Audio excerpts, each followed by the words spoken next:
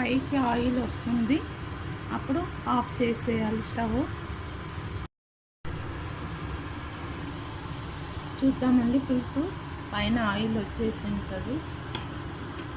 Stove off చేసేద్దాము. చూసారు కదా, ఇలా పైకి ఇలా ఆయిల్ రావాలండి, వస్తే అయిపోయినట్టు. చూసారా, ఈ చుట్టుముట్టు అంతా ఆయిల్ వచ్చింది. ఇట్లా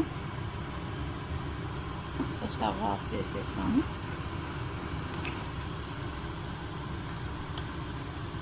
పులుసు అండి ఇట్లానే వాటరీగా ఉండాలి, అప్పుడే టేస్టీగా ఉంటుంది. మీరు కూడా ఇలానే ట్రై చేయండి. మీరు కూడా ఇలానే చేసి తినండి, చాలా బాగుంటుందండి కమ్మగా. చూసారు కదా, టమాటోస్, చామగడ్డ, ఉల్లిగడ్డలు, కరివేపాకు, ఇలా ఆయిల్ రావాలండి. స్టవ్ ఆఫ్ చేసేద్దాం, చిక్కగా అవ్వద్దు.